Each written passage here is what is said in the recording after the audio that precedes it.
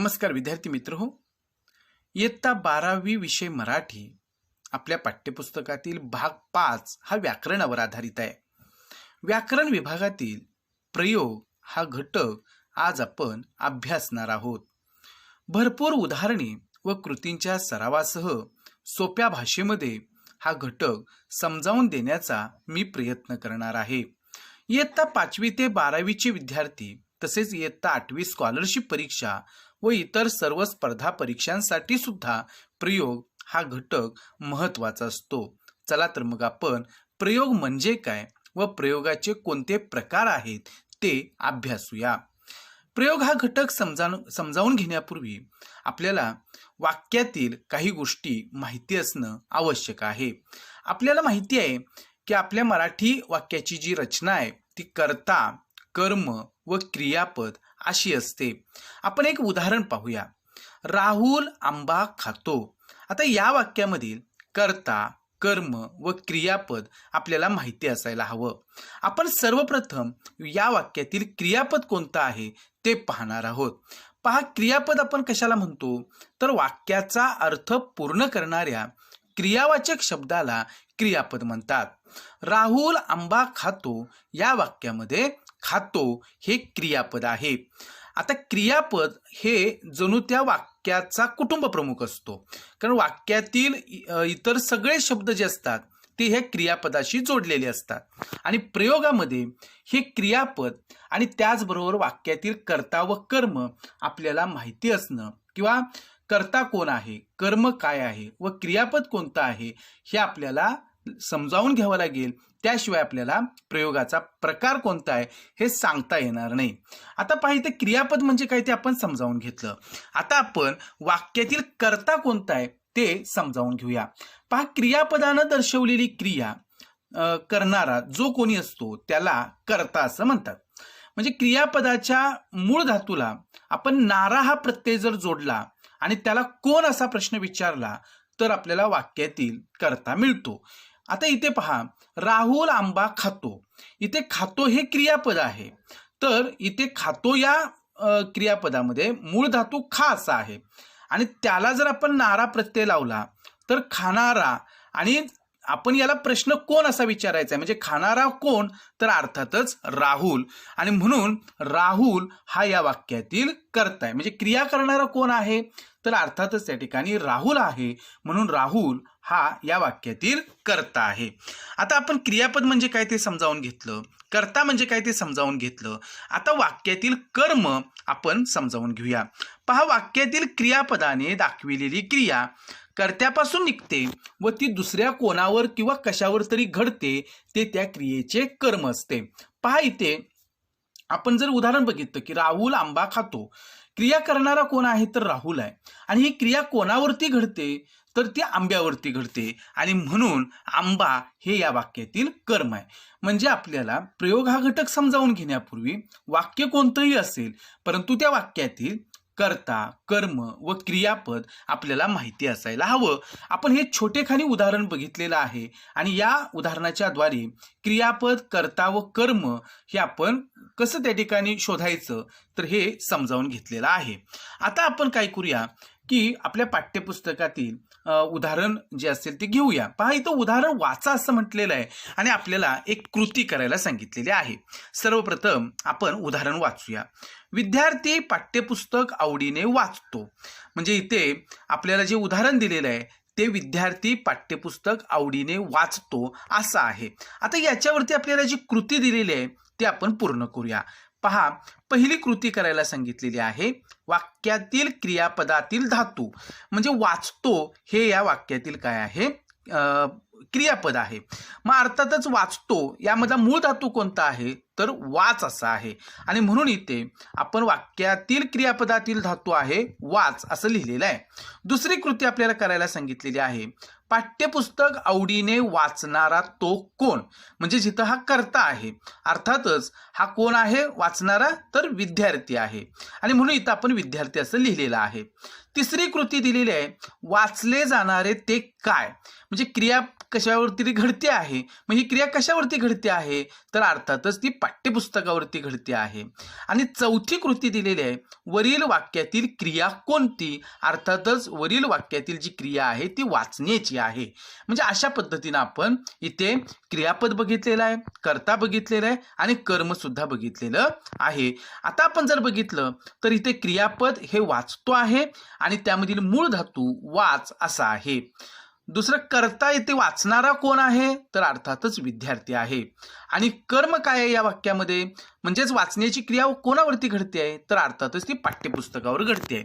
म्हणजे प्रयोगामध्ये आपल्याला कर्ता, कर्म आणि क्रियापद हे त्या वाक्यातील समजून घ्यायला पाहिजे, त्याशिवाय आपल्याला त्या वाक्यामध्ये कोणता प्रयोग झालेला आहे हे लक्षात येणार नाही. म्हणजे आपल्याला प्रयोग समजावून घेण्यापूर्वी अशा पद्धतीनं वाक्यातील कर्ता, कर्म व क्रियापद कसं ओळखायचं तर ते आपण लक्षात घेतलेलं आहे. आता आपण पुढचा भाग बघूया.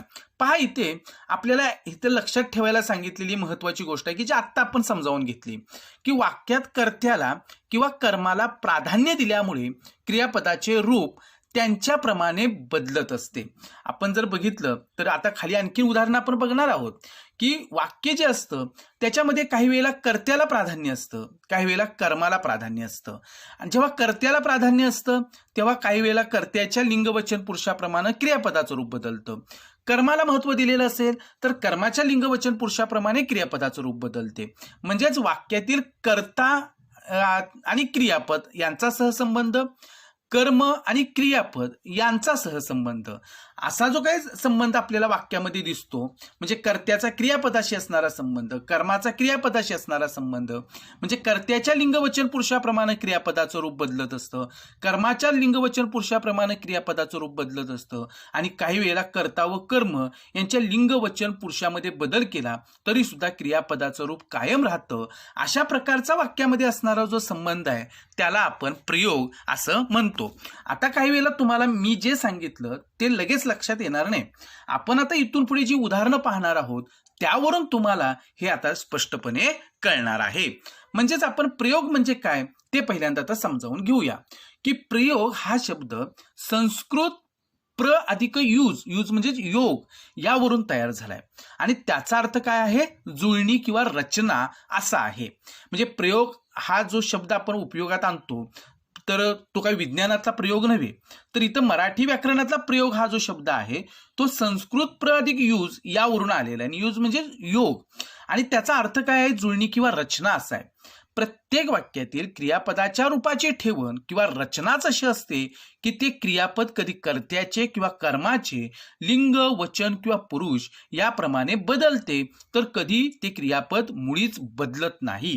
म्हणजे वाक्याची रचना कशी असते ते साध्या सोप्या पद्धतीनं मी तुम्हाला सांगतो आणि उदाहरणाद्वारे पुढे ते तुम्हाला अधिक चांगल्या प्रकारे कळणार आहे. की वाक्यातील कर्ता जो असतो त्याच्या लिंग, वचन, पुरुषामध्ये बदल केला की क्रियापदाचं रूप बदलतं. काही वेळेला कर्माच्या लिंग, वचनामध्ये बदल केला की क्रियापदाचं रूप बदलतं. आणि काही वेळेला असंही घडतं की कर्ता व कर्म यांच्या लिंग, वचन, पुरुषामध्ये बदल केला तरी सुद्धा क्रियापदाचं रूप बदलत नाही, ते मूळ क्रियापद जसं आहे तसंच राहतं. अशी जी काही एकूणच वाक्याची रचना असते त्यालाच आपण प्रयोग असं म्हणायचं आहे. आता मी मगापासून तुम्हाला जे सांगतो आहे त्याचा अर्थ एवढाच आहे की हे आपल्याला उदाहरणाद्वारे अधिक चांगल्या प्रकारे कळणार आहे. आता काही तुमचा थोडाफार गोंधळ जरी झालेला असला तरी उदाहरणं आपण बघितल्यानंतर मग कर्त्याच्या लिंगवचन पुरुषाप्रमाणे क्रियापदाचं रूप कसं बदलतं, कर्माच्या लिंगवचनाप्रमाणे क्रियापदाचं रूप कसं बदलतं किंवा कर्ता व कर्म यांच्या लिंगवचनामध्ये बदल केला तरी क्रियापदाचं रूप बदलत नाही, मग त्याला कोणता प्रयोग म्हणतात हे सगळं आपल्याला पुढे बघायचं आहे. आता कर्त्याची किंवा कर्माची क्रियापदाशी अशी जी जुळणी, ठेवण किंवा रचना असते तिलाच व्याकरणात प्रयोग असे म्हणतात. आता या सगळ्या चर्चेवरून तुमच्या हे लक्षात आलेलं असेल की कर्ता, कर्म, क्रियापद अशी वाक्याची रचना असते. त्याच्यामध्ये क्रियापदाचं जे रूप आहे ते काही वेळेला कर्त्याच्या लिंगवचन पुरुषामध्ये बदल केला की क्रियापदाचं रूप बदलतं, तेव्हा तो कर्तरी प्रयोग असतो किंवा त्या प्रकारची रचना असते वाक्यामध्ये. काही वेळेला कर्माच्या लिंगवचनामध्ये बदल केला की क्रियापदाचं रूप बदलतं आणि काही वेळेला कर्ता व कर्म यांच्या लिंगवचन पुरुषामध्ये बदल केला तरी क्रियापदाचं रूप बदलत नाही. तर अशी जी काही एकूण वाक्याची रचना असते त्यालाच आपण प्रयोग असं म्हणणार आहोत. म्हणजे हा एवढा भाग आता तुमच्या लक्षात आलेला असेल. आता आपल्याला प्रयोगाचे प्रकार बघायचे आहेत. आता प्रयोगाचे प्रकार फार सोपे आहेत. जर तुम्ही समजावून घेतलं तर प्रयोग हा घटक जो आहे तर तो काही वेळेला इतर विद्यार्थ्यांना म्हणजे काही वेळेला समजावून न घेतल्यामुळे तो क्लिष्ट वाटत असतो. परंतु एकदा आपण समजावून घेतलं की वाक्याची रचना कशी असते हे आपल्याला चांगल्या प्रकारे लक्षात येते. आणि वाक्याची रचना ही जेव्हा कर्त्याच्या लिंगवचन पुरुषाप्रमाणे क्रियापदाचं रूप बदलत असतं तेव्हा त्याला कोणता प्रकार म्हणतात? कर्माच्या लिंगवचन पुरुषाप्रमाणे क्रियापदाचं रूप बदलत असेल तर तो प्रयोगाचा कोणता प्रकार आहे? आणि कर्ता आणि कर्म यांच्या लिंगवचन पुरुषामध्ये बदल केला तरी क्रियापदाच्या रूपामध्ये बदल होत नाही, तेव्हा तो कोणता प्रयोग आहे हे आपल्याला चांगल्या प्रकारे लक्षात येऊ शकतं. फक्त आपण काय करायला पाहिजे, हे समजावून घेतलं पाहिजे. आता प्रयोगाचे मुख्य 3 प्रकार आहेत. कोणते 3 प्रकार आहेत? तर कर्तरी प्रयोग. पहिला आहे कर्तरी प्रयोग. कर्त्याच्या लिंग वचन व पुरुष यानुसार क्रियापदाच्या रूपात बदल होतो तेव्हा त्याला आपण कर्तरी प्रयोग असं म्हणतो. आपण काय करणार आहोत, उदाहरणं बघितली की तुमच्या लक्षात येणार आहे. आता सुरुवातीला आपण हे फक्त कर्त्याच्या लिंगवचन पुरुषामध्ये बदल केला की क्रियापदाचं रूप बदलतं, त्याला कर्तरी प्रयोग म्हणतात, एवढं लक्षात ठेवा. दुसरा प्रकार आहे कर्मणी प्रयोग. कर्माच्या लिंग आणि वचन याच्यामध्ये बदल केला की क्रियापदाच्या रूपात बदल होतो. आणि असा बदल होत असेल कर्माच्या लिंग वचनाप्रमाणे क्रियापदाच्या रूपामध्ये तर त्याला आपण कर्मणी प्रयोग म्हणायचं आहे. आणि तिसरा प्रयोग आहे तो भावे प्रयोग, की कर्त्याच्या किंवा कर्माच्या लिंगवचन यानुसार क्रियापदाच्या रूपात बदल होत नाही तेव्हा त्याला आपण भावे प्रयोग असं म्हणायचं आहे. म्हणजे मी पुन्हा एकदा सांगतो, प्रयोगाचे 3 प्रकार जे आहेत ते लक्षात ठेवायला फार सोपे आहेत. की कर्त्याच्या लिंगवचन पुरुषाप्रमाणे क्रियापदाचं रूप बदललं की त्याला कर्तरी प्रयोग म्हणायचं. कर्माच्या लिंगवचन पुरुषामध्ये बदल केला आणि क्रियापदाचं रूप बदललं तर त्याला आपण कर्मणी प्रयोग असं म्हणायचं. आणि काही वेळेला कर्ता व कर्म यांच्या लिंगवचन पुरुषामध्ये बदल केला तरी क्रियापदाचं रूप कायम राहतं, मूळ क्रियापद जसं आहे तसं बदल होत नाही त्याच्यामध्ये, त्याला आपण भावी प्रयोग असं म्हणायचं आहे. म्हणजे कर्तरी, कर्मणी आणि भावे प्रयोग याच्यामध्ये कर्त्याला महत्व असेल तर तो कर्तरी प्रयोग, कर्माला महत्व असेल तर ते कर्मणी प्रयोग, आणि कर्ता आणि कर्म यांच्या लिंगवचन पुरुषामध्ये बदल केला तरी क्रियापदाच्या रूपात बदल होत नाही तेव्हा तो भावे प्रयोग. अशा पद्धतीने आपण हे 3 प्रयोग लक्षात ठेवू शकतो. आता आपण काय करू की कर्तरी प्रयोग पहिल्यांदा समजावून घ्यायचा आहे, परंतु तो आपण काय करू, उदाहरणाद्वारे सुरुवातीला समजावून घेऊ. म्हणजे मग कर्तरी प्रयोग म्हणजे काय हे चांगल्या प्रकारे तुम्हाला कळण्यास मदत होईल. आपल्या पाठ्यपुस्तकातीलच काही उदाहरणं आपण इथं सुरुवातीला घेतो आहोत. पहा, खालील उदाहरणे वाचून कृती करा असं तुम्हाला सांगितलेलं आहे. आणि त्याच्यामध्ये उदाहरण 1 आणि त्याच्यामध्ये मग अ आणि आ असं एकाच उदाहरणाचे 2 प्रकार इथं आपल्याला दिलेले आहेत. की समीर चित्र रंगवतो असं एक वाक्य आहे आणि आ आहे स्वाती चित्र रंगवते. आता इथं कृती काय करायला सांगितलेली आहे की दुसऱ्या वाक्यात क्रियापद बदलण्याचे कारण. आता बघा इथे समीर चित्र रंगवतो आणि स्वाती चित्र रंगवते याच्यामध्ये आपण जर बघितलं तर पहिल्या वाक्यामध्ये मी अधोरेखित केलेला जो शब्द आहे समीर तो आहे वाक्यातील कर्ता. म्हणजे रंगवणारा कोण आहे तर तो समीर आहे, म्हणून समीर हा वाक्यातील कर्ता आहे. आणि दुसऱ्या वाक्यामध्ये काय झालेलं आहे की स्वाती चित्र रंगवते, रंगवणारी कोण आहे तर स्वाती. म्हणजे पुल्लिंग पहिल्या वाक्यामध्ये समीर, म्हणजे समीरचं लिंग आहे पुल्लिंग आणि स्वातीचं लिंग आहे स्त्रीलिंग. म्हणजे इथेच काय केलेलं आहे की कर्त्याचं जे लिंग आहे तर त्याच्यामध्ये बदल केलेला आहे, समीरचं स्वाती असं झालेलं आहे. आणि म्हणून पहिल्या वाक्यामध्ये जर समीर हा कर्ता घेतला, पुल्लिंग घेतलं तर रंगवतो असं क्रियापदाचं रूप आहे. आणि दुसऱ्या वाक्यामध्ये जर स्वाती हे स्त्रीलिंग घेतलं तर क्रियापदाचं रूप बदललेलं आहे, ते रंगवते असं झालेलं आहे. म्हणजे दुसऱ्या वाक्यामध्ये क्रियापद बदलण्याचं कारण म्हणजेच कर्त्याचं लिंग बदललेलं आहे हे आपल्याला इथे सांगता येतं. आता दुसऱ्या ह्याच्यामध्ये तुम्हाला हे सहजपणे लक्षात येईल. दुसऱ्या उदाहरणांमध्ये मुलगी सूचना फलक वाचते, मुली सूचना फलक वाचतात अशी ही 2 वाक्य आहेत. आणि कृती करायला सांगितलेले की दुसऱ्या वाक्यात क्रियापद बदलण्याचे कारण. बघा इथे मुलगी सूचना वाचते म्हणजे एकच मुलगी आहे आणि मुली सूचना फलक वाचतात म्हणजे क्रियापदाचं रूप जे आहे ते कर्त्याच्या वचनामध्ये बदल केला की इथं बदललेलं आपल्याला दिसतं, म्हणजेच कर्त्याचे इथं वचन बदललेलं आहे. आता एक वचन आणि अनेक वचन तुम्हाला माहिती आहे. आता तिसरं उदाहरण पहा, आम्ही शाळेत जातो आणि त्या शाळेत जातात. इथे जर आपण क्रियापद बदलण्याचं कारण कोणताही लक्षात घेतलं तर इथे कर्ता जो आहे तर त्या कर्त्याचा पुरुष बदललेला आहे आणि अशा प्रकारे इथे आम्ही शाळेत जातो आणि त्या शाळेत जातात, इथे पुरुष बदलल्यामुळं क्रियापदाचं रूप बदललेलं आहे. म्हणजेच बघा ह्या तीनही उदाहरणामध्ये, पहिल्या उदाहरणामध्ये कर्त्याचं लिंग बदललं त्यामुळे क्रियापदाचं रूप बदललं, दुसऱ्या उदाहरणामध्ये कर्त्याचं वचन बदललं त्यामुळे क्रियापदाचं रूप बदललं आणि तिसऱ्या उदाहरणामध्ये कर्त्याचा पुरुष बदलला त्यामुळे क्रियापदाचं रूप बदललं. म्हणजेच कर्त्याच्या लिंग वचन पुरुषामध्ये बदल केला की क्रियापदाचं रूप बदललेलं आपल्याला इथं दिसतं. आता पुढचं उदाहरण आपण एक घेऊया जादाचं. आता पहा इथे उदाहरण आहे, ती गाणे गाते, हे मूळ वाक्य आहे. आता पहा इथे तो गाणे गातो, इथे कर्त्याचा लिंग बदल आपण केला. ते गाणे गातात, इथं कर्त्याचा वचन बदल केलेला आहे आणि तू गाणे गातोस, इथं कर्त्याचा पुरुष बदल केलेला आहे.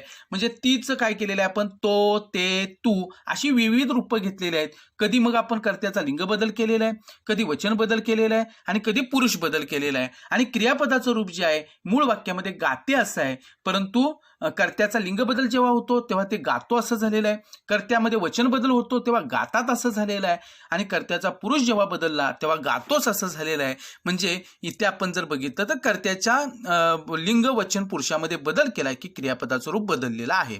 दुसरं उदाहरण बघूया, तो आंबा खातो. इथे सुद्धा आपण बघा, ती आंबा खाते म्हणजे कर्त्याचा लिंग बदल केलेला आहे, ते आंबा खातात कर्त्याचा वचन बदल केलेला आहे आणि तू आंबा खातोस कर्त्याचा पुरुष बदल केलेला आहे आणि इथे क्रियापदाचं रूप बदललेलं आपल्याला दिसतं.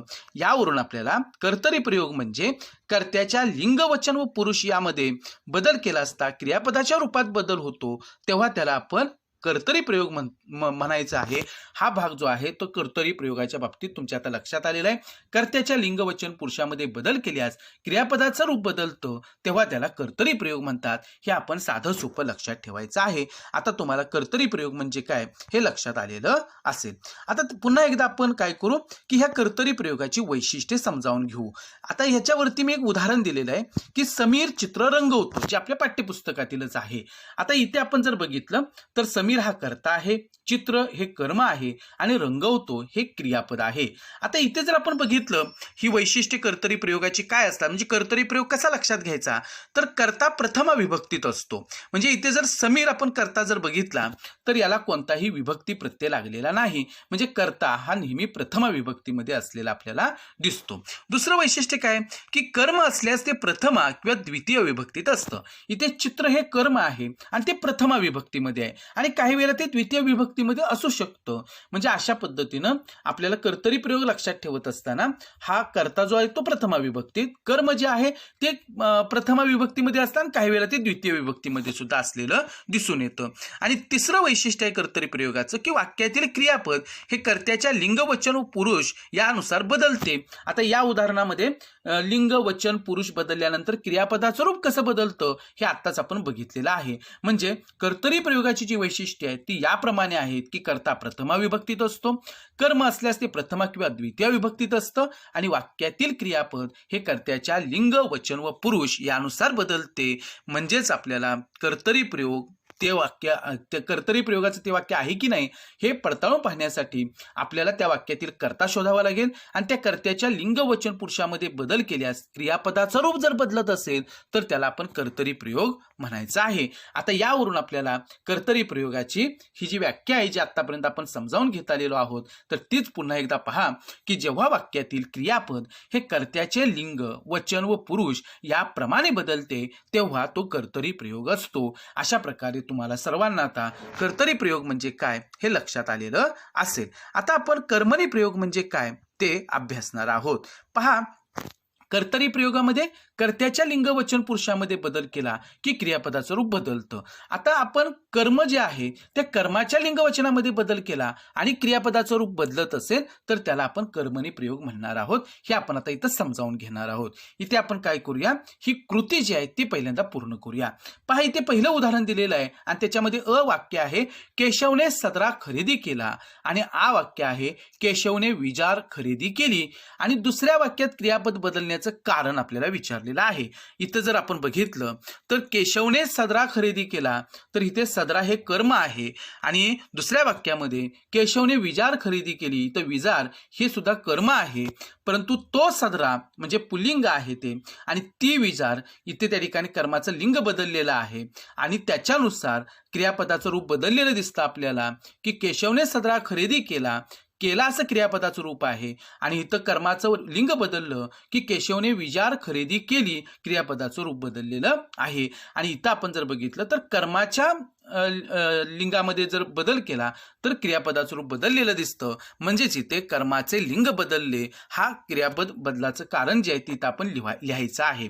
दुसरं उदाहरण आहे, कमलने बक्षीस मिळवले आणि कमलने बक्षिसे मिळवली. आणि कृती आपल्याला विचारलेली आहे. दुसऱ्या वाक्यात क्रियापद बदलण्याचे कारण इथे आपण जर बघितलं तर बक्षीस हे कर्म आहे आणि बक्षिसे हे त्या ठिकाणी पहिल्या वाक्यामध्ये जे कर्म आहे त्याचं अनेक वचन जे आहे बक्षीस आहे ते इथं आलेलं आहे.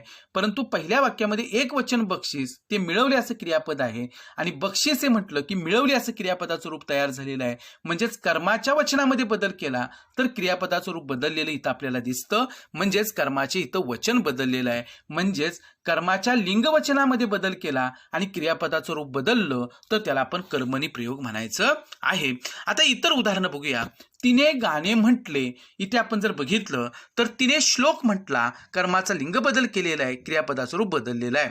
तिने गाणी म्हटली, इथे कर्माचं वचन बदललेलं आहे आणि क्रियापदाचं रूप सुद्धा बदललेलं आहे.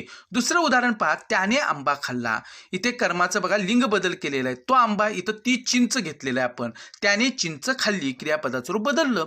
आता इथे त्याने आंबे खाल्ले, एक आंबाने अनेक आंबे, म्हणजे वचन बदललेलं आहे कर्माचं, त्याने आंबे खाल्ले, या इथे सुद्धा क्रियापदाचं रूप बदललेलं आहे. अशा प्रकारे या कर्माच्या लिंग आणि वचनामध्ये बदल केला तर क्रियापदाचं रूप बदललेलं आपल्याला दिसतं. यावरून कर्माच्या लिंग वचन यानुसार क्रियापदाच्या रूपात बदल होतो, त्याला कर्मणी प्रयोग म्हणायचं, हे आपण लक्षात घ्यायचं आहे.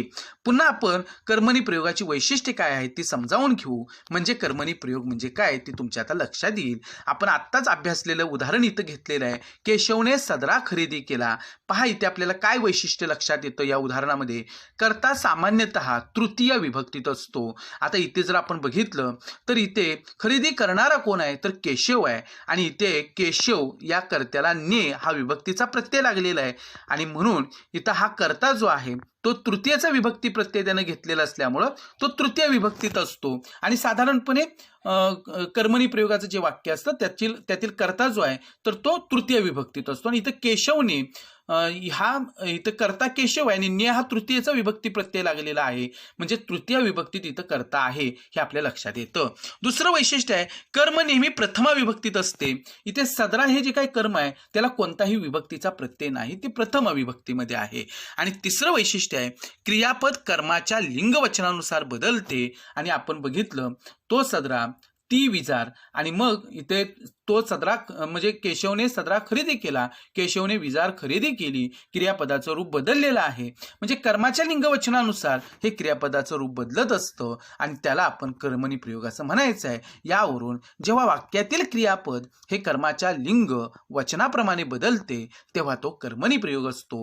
म्हणजे कर्तरी प्रयोगामध्ये कर्त्याच्या लिंग वचन पुरुषामध्ये बदल केला की क्रियापदाचं रूप बदलतं, त्याला आपण कर्तरी प्रयोग म्हणायचं आहे. आणि कर्मणी प्रयोगामध्ये कर्माच्या लिंग वचनामध्ये बदल केला की क्रियापदाचं रूप बदलतं तेव्हा तो कर्मणी प्रयोग असतो. म्हणजे दोन प्रयोगाचे हे मुख्य प्रकार जे आहेत ते आता तुमच्या लक्षात आलेले असतील. आता आपण पुढचा प्रकार अभ्यासणार आहोत, तो म्हणजे भावे प्रयोग. पहा इथे आपल्याला एक कृती दिलेली आहे, ही कृती आपण सोडवली की आपल्याला नक्की भावे प्रयोग म्हणजे काय हे लक्षात येणार आहे. पहा इथे खालील वाक्यांत रोखणे क्रियापदाचं योग्य रूप लिहा. म्हणजे रोखणे हे क्रियापद आहे आणि इथं जी काही आपल्याला 1, 2, 3 वाक्य दिलेली आहेत त्या वाक्यांमध्ये रोखणे ह्या क्रियापदाचं योग्य रूप आपल्याला कोणतं येईल ते आपल्याला लिहायचं आहे. बघा, सैनिकाने शत्रूला सीमेवर रोखले असं क्रियापदाचं रूप येईल. दुसरं वाक्य आहे, सैनिकांनी शत्रूला सीमेवर अर्थातच रोखले, आणि सैनिकांनी शत्रूंना सीमेवर रोखले. म्हणजे पहा इथे रोखणे हे जे काही क्रियापद आहे तर त्याचं जे योग्य रूप आहे ह्या तिन्ही वाक्यांमध्ये ते रोखले रोखले रोखले असंच आलेलं आहे. याचाच अर्थ काय की कर्ता व कर्म यांच्या लिंगवचन पुरुषामध्ये जरी बदल केला तरी क्रियापदाचं रूप जे आहे तर ते कायम राहतं, त्याच्यामध्ये बदल होत नाही. इथे रोखले रोखले रोखले हे क्रियापद सारखं आलेलं आहे. इथे क्रियापदाच्या रूपात बदल झालेला आपल्याला दिसत नाही. पुढची कृती पहा. खालील वाक्यात बांधणे या क्रियापदाचे योग्य रूप लिहा. आता श्रीधर पंतांनी बैलांना बांधले, सुमित्राबाईंनी गाईला बांधले, त्याने गोऱ्याला बांधले, आम्ही शेळ्यांना बांधले. अशा पद्धतीने इथं जर बघितलं तर बांधणे या क्रियापदाचं बांधले बांधले बांधले बांधले हेच रूप सारखं ह्या चारही वाक्यामध्ये आलेलं दिसतं. म्हणजेच या चारही वाक्यांमधील कर्ता व कर्म यांच्या लिंगवचन पुरुषामध्ये बदल केला तरी सुद्धा क्रियापदाचं रूप बदललेलं नाही, तेव्हा याला आपण भावी प्रयोग असं म्हणायचं आहे. म्हणजे पहा कर्ता व कर्म याच्यामध्ये लिंगवचन पुरुषामध्ये बदल केला की क्रियापदाचं रूप बदलतं, तो भाग आपण समजावून घेतला. इथे मात्र कर्ता व कर्म यांच्या लिंग वचन पुरुष यामध्ये बदल केला तरी क्रियापदाचं रूप बदललेलं नाही, ते कायम राहिलेलं आहे. म्हणजेच वरील वाक्यांचं निरीक्षण केल्यानंतर आपल्या असं लक्षात येतं ती कोणत्या गोष्टी लक्षात येतात. एक म्हणजे कर्त्याचं लिंग वचन पुरुष बदलूनही क्रियापदाच्या रूपात बदल होत नाही. दुसरा आहे लिंगाच्या कर्माच्या लिंग वचनात बदल करूनही क्रियापदाच्या रूपात बदल होत नाही. म्हणजे कर्त्याचं लिंग वचन पुरुष बदललं, क्रियापदाचं रूप बदललेलं नाही. कर्माचं लिंग वचन बदललं तरी क्रियापदाच्या रूपात बदल झालेला नाही. आणि वरील वाक्यांतील सर्व क्रियापद ही तृतीय पुरुषी, नपुंसकलिंगी व एकवचनीय आहेत. म्हणजे इथे आपण जर बघितलं तर इथं जी काही क्रियापदाची रूप आहेत रोखले आणि बांधले ही तृतीय पुरुषी आहेत, नपुंसकलिंगी आहेत आणि एकवचनीय आहेत. म्हणजे ही वैशिष्ट्ये आहेत भावी प्रयोगाची. आणि भावी प्रयोगामध्ये आपल्याला आता हे लक्षात आलेलं आहे की कर्ता व कर्म यांच्या लिंगवचन पुरुषामध्ये बदल केला तरी क्रियापदाचं रूप बदलत नाही, तेव्हा त्याला आपण भावी प्रयोग असं म्हणायचं आहे. पुढचं एक उदाहरण आपण भावी प्रयोगाचं अभ्यासूया, त्यावरून आपल्याला भावी प्रयोग म्हणजे काय हे अधिक चांगल्या प्रकारे लक्षात येईल. पहा, त्याने मित्राला बोलावले. आता हे झालं मूळ उदाहरण. आपण इथं कर्त्याचा लिंग बदल करून बघू. तिने मित्राला बोलावले, क्रियापदाचं रूप कायम राहिलेलं आहे. कर्त्याचा वचन बदल आपण करू. त्यांनी मित्राला बोलावले, तरी सुद्धा क्रियापदाचं रूप बदललेलं नाही. मग आपण आता कर्तरी प्रयोग हा नाही हे लक्षात आलेलं आहे. आता आपण कर्माचा लिंग बदल करूया. त्याने मैत्रिणीला बोलावले, म्हणजे मित्राऐवजी आपण मैत्रीण हे त्या कर्माचं लिंग बदल करून घेतलेलं आहे. मैत्रिणीला बोलावले, कर्माचा लिंग बदल केला, क्रियापदाच्या रूपात बदल झालेला नाही. त्याने मित्रांना बोलावले, एक मित्राने अनेक मित्र, आणि मग इथं त्याने मित्रांना बोलावले म्हणजे इथं कर्माचं वचन बदललेलं आहे तरी सुद्धा क्रियापदाचं रूप बदललेलं नाही. यावरून आपल्या असं लक्षात येतं की कर्त्याच्या किंवा कर्माच्या लिंग वचन यानुसार क्रियापदाच्या रूपात बदल होत नाही, त्याला भावी प्रयोग असं म्हणतात. म्हणजे यावरून आपल्याला कर्तरी प्रयोग कशाला म्हणायचं, कर्मणी प्रयोग कशाला म्हणायचं आणि भावी प्रयोग कशाला म्हणायचं हे आता लक्षात आलेलं आहे. पुन्हा एकदा आपण भावी प्रयोगाची वैशिष्ट्ये अभ्यासूया. त्यासाठी आपण आत्ताच अभ्यासलेलं जे उदाहरण आहे ते इथं वरती घेतलेलं आहे. सैनिकाने शत्रूला सीमेवर रोखले. यावरून बघा, कर्ता सामान्यतः तृतीय विभक्तीत असतो. इथे सैनिक हा मूळ कर्ता आहे, त्याला नेह विभक्तीचा प्रत्यय लागलेला आहे तृतीय विभक्तीचा. आणि इथे आपल्या लक्षात आलेलं आहे की सामान्यतः तृतीय विभक्तीमध्ये हा कर्ता असतो. कर्म असल्यास द्वितीय विभक्तीत असते आणि जर कर्म असेल तर ते द्वितीय विभक्तीत असतं. इथे आपण जर बघितलं या वाक्यामध्ये की शत्रू हे कर्म आहे, त्याला ला हा विभक्तीचा प्रत्यय लागलेला आहे आणि हा द्वितीय विभक्तीचा प्रत्यय आहे. स लाते, स ला नाते हे द्वितीय विभक्तीचे प्रत्यय असतात. तर इथं शत्रूला हे जे काही कर्म आहे तर त्याला त्या ठिकाणी द्वितीय विभक्तीचा प्रत्यय लागलेला दिसतो. आणि तिसरं आपल्याला या ठिकाणी वैशिष्ट्य समजून घ्यायचं आहे की क्रियापद नेहमी तृतीय पुरुषी, नपुंसकलिंगी व एकवचनी असते व कर्त्याच्या किंवा कर्माच्या लिंगवचनानुसार ते बदलत नाही. आणि अशा पद्धतीनं आपल्याला भावी प्रयोगाची ही सगळी वैशिष्ट्ये जी आहेत तर ती लक्षात घेतल्यानंतर भावी प्रयोगाची व्याख्या लक्षात येते की जेव्हा क्रियापदाचं रूप कर्त्याच्या किंवा कर्माच्या लिंगवचनाप्रमाणे बदलत नसून ते नेहमी तृतीय पुरुषी, नपुंसकलिंगी व एकवचनी असून स्वतंत्र असते तेव्हा तो भावी प्रयोग असतो. म्हणजे एक सर्वसाधारणपणे आपण कर्तरी प्रयोग, कर्त्याच्या लिंगवचन पुरुषामध्ये बदल केला, क्रियापदाचं रूप बदलतं, त्याला कर्तरी प्रयोग म्हणायचं. कर्मणी प्रयोग, कर्माच्या लिंगवचनामध्ये बदल केला, क्रियापदाचं रूप बदलले तर त्याला आपण कर्मणी प्रयोग म्हणायचं.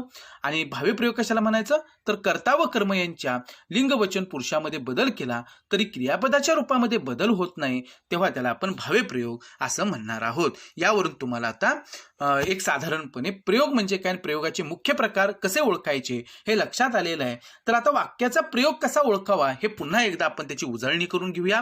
पहा, पहिली गोष्ट लक्षात ठेवायची आहे आणि आपल्याला आता जो स्वाध्याय पूर्ण करायचा आहे तर त्याच्यामध्ये सुद्धा तुम्ही याच पद्धतीनं त्या प्रत्येक वाक्यातील प्रयोग जो आहे तर तो ओळखायला शिकणार आहात. म्हणजे प्रत्यक्ष कृतीपत्रिकेमध्ये वाक्य कोणतंही दिलं तरी आपल्याला प्रयोग ओळखण्याच्या या सगळ्या गोष्टी ज्या आहेत त्या माहिती असतील तर आपण सहजपणानं त्या वाक्यामध्ये कोणता प्रयोग आहे हे ओळखू शकतो. पहा, प्रथम वाक्यातील क्रियापद, कर्ता व कर्म ओळखावे. आता सुरुवातीपासूनच आपण हे समजून घेतलेलं आहे की प्रयोग म्हटलं की वाक्यातील कर्ता, कर्म, क्रियापद आपल्याला नक्की माहिती असायला पाहिजे, ओळखता यायला पाहिजे. दुसरी गोष्ट आहे की यानंतर वाक्यातील कर्त्याचे लिंग किंवा वचन बदलून बघावे. म्हणजे वाक्यामध्ये जो कर्ता असतो त्या कर्त्याचं लिंग, वचन, पुरुष बदलून बघा.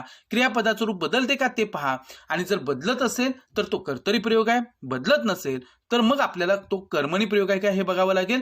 आणि कर्माच्या लिंगवचन पुरुषाप्रमाणे सुद्धा क्रियापदाचं रूप बदलत नसेल तर मग मात्र तो भावे प्रयोग असणार आहे. म्हणजे इथं खुणा आपल्याला लावून बघायचे आहेत की वाक्यातील कर्त्याचं लिंग किंवा वचन बदलून बघावं. हा बदल केल्याने क्रियापदाचं रूप बदलल्यास वाक्याचा कर्तरी प्रयोग आहे असं समजावं. त्यानंतर आपण कर्तरी प्रयोग होत नसेल तर कर्माचे लिंग किंवा वचन बदलून बघावं. त्यामुळे क्रियापदाचं रूप बदलल्यास त्या वाक्याचा अर्थातच तो कर्मणी प्रयोग असणार आहे. आणि चौथी गोष्ट महत्वाची आहे की कर्ता किंवा कर्म यांच्या लिंग वा वचन यामध्ये बदल केला तरी क्रियापदाचं मूळ रूप न बदलता कायम राहत असेल तर वाक्याचा भावे प्रयोग समजावा. म्हणजेच कर्तरी प्रयोग कसा ओळखायचा, कर्मणी प्रयोग कसा ओळखायचा, भावे प्रयोग कसा ओळखायचा हे तुम्ही इथे आता लक्षात घ्या की कर्त्याच्या लिंग, वचन, पुरुषामध्ये बदल केला, क्रियापदाचं रूप बदललं की तो कर्तरी प्रयोग. कर्माच्या लिंग, वचन, पुरुषामध्ये बदल केला, क्रियापदाचं रूप बदललं की तो कर्मणी प्रयोग. आणि कर्ता व कर्म यांच्या लिंग किंवा वचन यामध्ये बदल केला तरी क्रियापदाचं रूप कायम राहत असेल तर तो भावे प्रयोग असणार आहे. आता आपण हे तिन्ही प्रयोग समजावून घेतले. आता आपल्याला पाठ्यपुस्तकातील ज्या कृती आहेत तर त्या पूर्ण करायच्या आहेत. पहा, इथे पहिली कृती आणि त्याच्यामध्ये आपल्याला 10 वाक्य दिलेली आहेत आणि त्या वाक्यांतील आपल्याला प्रयोग ओळखायला सांगितलेला आहे. पहा, पहिलं वाक्य आहे, मुख्याध्यापकांनी इयत्ता 10वीच्या गुणवंत विद्यार्थ्यांना बोलावले. अर्थातच इथे आपण जर बघितलं तर कर्ता जो आहे आणि कर्म जे आहे तर यांच्या लिंगवचन पुरुषामध्ये बदल केला तरी क्रियापदाचं रूप इथं बदलत नाही. आणि बोलावले हे जे काही क्रियापद आहे तर ते एकारांत आहे, तृतीय पुरुषी आहे, नपुंसकलिंगी आहे आणि म्हणून हा भावे प्रयोग आहे. दुसरं वाक्य आहे, कप्तानाने सैनिकांना सूचना दिली. हा कर्मणी प्रयोग आहे. मुले प्रदर्शनातील चित्रे पाहतात. हा कर्तरी प्रयोग आहे. तबेल्यातून व्रात्य घोडा अचानक पसार झाला. हा कर्तरी प्रयोग आहे. तुम्ही प्रत्येक प्रयोगाच्या खुणा लावून बघायच्या आहेत. प्रयोग कसा ओळखायचा हे मी तुम्हाला सांगितलेलं आहे. त्याप्रमाणे तुम्ही जर प्रयत्न केला तर इथं तुम्हाला प्रत्येक वाक्यामध्ये कोणता प्रयोग आहे हे शोधून काढता येणार आहे. मावळ्यांनी शत्रूस युद्धभूमीवर घेरले. हा भावे प्रयोग आहे. राजाला नवीन कंठहार शोभतो. हा कर्तरी प्रयोग आहे. शेतकऱ्याने फुलांची रोपे लावली. हा कर्मणी प्रयोग आहे. आकाशात ढग जमल्यामुळे आज लवकर सांजावले. हा भावे प्रयोग आहे. युवा दिनी वक्त्याने प्रेरणादायी भाषण दिले. हा कर्मणी प्रयोग आहे. आपली पाठ्यपुस्तके संस्कारांच्या खाणी असतात. हा कर्तरी प्रयोग आहे. आता पुढची कृती आपल्याला दिलेली आहे की सूचनेनुसार सोडवा. त्याच्यामध्ये विचारलेलं आहे की कर्तरी प्रयोग असलेल्या वाक्यासमोर अशी ही बरोबरची खूण जी आहे तर ती करायची आहे. आता ही तिन्ही वाक्ये पहा. गुराख्याने गुरांना विहिरीपासून दूर नेले. 2 सकाळी तो सरावासाठी मैदानावर गेला. आणि 3 विद्यार्थ्यांनी कार्यक्रमाच्या सुरुवातीला स्वागत गीत गायले. इथे जर आपण बघितलं तर सकाळी ती सरावासाठी मैदानावर गेली, सकाळी ते सरावासाठी मैदानावर गेले. म्हणजे इथे आपण कर्त्याच्या लिंगवचन पुरुषामध्ये बदल केला तर क्रियापदाचं रूप बदलत आहे म्हणून दुसरं वाक्य हे कर्तरी प्रयोगाचं वाक्य आहे. आता दुसरं आपल्याला दिलेलं आहे, कर्मणी प्रयोग असलेल्या वाक्यासमोर अशी खूण करा. म्हणजे बरोबरची खूण करायची आहे. सुजाण नागरिक परिसर स्वच्छ ठेवतात. पहिलं वाक्य आहे. दुसरं वाक्य आहे, शिक्षकाने विद्यार्थ्यांना शिकवले. आणि तिसरं वाक्य आहे, भारतीय संघाने विश्वचषक विश्वचषक स्पर्धा जिंकली. तर इथं तिसरं वाक्य जे आहे तर ते कर्मणी प्रयोगाचं आहे. आता ते कसं कर्मणी प्रयोगाचं आहे ते खुणा लावून जर तुम्ही पाहिल्या तर तुमच्या हे नक्की लक्षात येईल की हा कर्मणी प्रयोग आहे. आणि ही कृती दिलेली आहे, यातली भावे प्रयोग असलेल्या वाक्यासमोर अशी खूण करा. अर्थातच इथे आपण आज लवकर सांजावले, इथे पहिल्याच वाक्यामध्ये आपल्याला हे लक्षात येईल की आज लवकर सांजावले. सांजावले हे क्रियापदाचं रूप आपल्याला हे सांगतं की हा भावे प्रयोग आहे. दुसरं उदाहरण आहे, त्याने कपाटात पुस्तक ठेवले. आता इथं तिने पुस्तकात कपाटात पुस्तके ठेवली. आता इथे जर आपण बघितलं तर कर्मणी प्रयोगाचं वाक्य आहे. आम्ही अनेक किल्ले पाहिले. आम्ही अनेक किल्ले पाहिले. आता याच्यामध्ये सुद्धा आपण जर लिंग वचन पुरुष कर्त्याचं याच्यामध्ये बदल करून जर बघितलं तर काय होतं ते तुमच्या लक्षात येईल. आणि म्हणून सांजावले हे काय आहे की ते भावे प्रयोगाचं उदाहरण आहे. म्हणजे अशा पद्धतीनं आपण या कृती जी आहेत तर त्या सुद्धा पूर्ण केलेल्या आहेत. विद्यार्थी मित्र हो, तुम्हाला नक्कीच प्रयोग म्हणजे काय, प्रयोगाचे मुख्य प्रकार कोणते आहेत आणि हा संपूर्ण स्वाध्याय जो आहे तर तो कसा सोडवायचा हे लक्षात आलेलं असेल. आज आपण या व्हिडिओमध्ये इथेच थांबू. पुन्हा भेटू नवीन व्हिडिओ सहित पुढील भागामध्ये. तोपर्यंत धन्यवाद.